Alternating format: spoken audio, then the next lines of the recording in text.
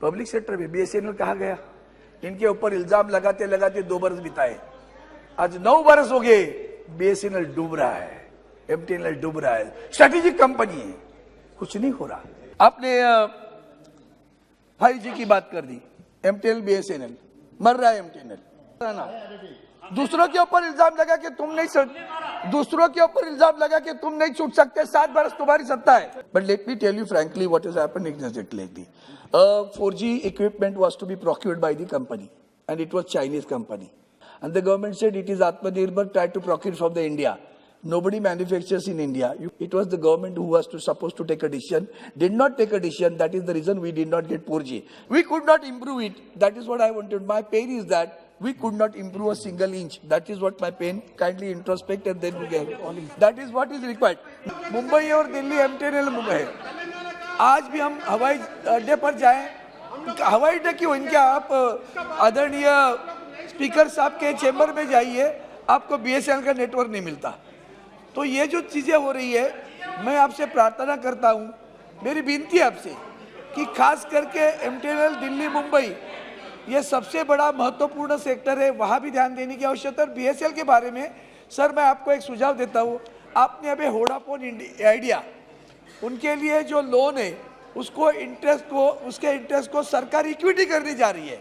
इसका मतलब सरकार उसमें शेयर होल्डर बनने वाली है। तो सरकार वोडाफोन आइडिया के टावर और बीएसएनएल के टावर दोनों इकट्ठे करे तो और ज्यादा अच्छी सर्विस मिल सकती है।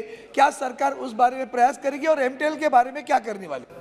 माननीय अध्यक्ष महोदय, आप जानते हैं कि 2018 के अंतिम चरण में माननीय कम्युनिकेशन मिनिस्टर रविशंकर प्रसाद जी ने इस सदन में कहा था कि हम भारत संचार निगम और उनको महानगर टेलीफोन निगम को पुनर्जीवित कर रहे 4G की सर्विस दे देंगे।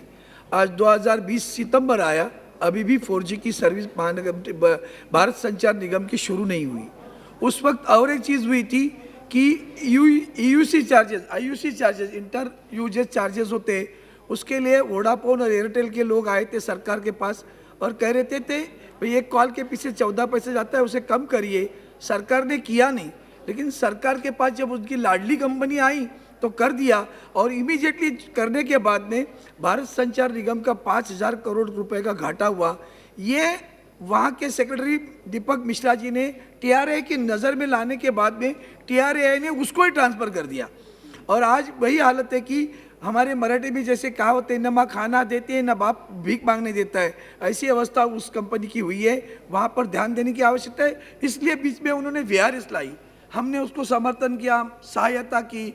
अब VRS के लोगों के पैसे जून आखिर तक देने थे, अब सितंबर आखिर तक आ गए, अभी भी उनके GPF हो, लीव ग्रेजुएटी हो, लीव एनकैशमेंट हो और बाकी सारे ग्रेजुएटी हो, ये सारे पैसे अभी भुगतान नहीं किया है, उस पर भी भुगतान करने की आवश्यकता है।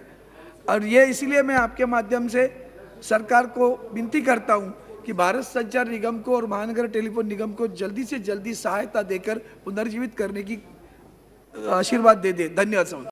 हमने टेलीफोन एमटीएनएल की बीएसएनएल की हालत देखी है, अब तो वेंटिलेटर पे है, हम बचा नहीं पाए, उसका दुख है, दर्द है मेरे दिल में।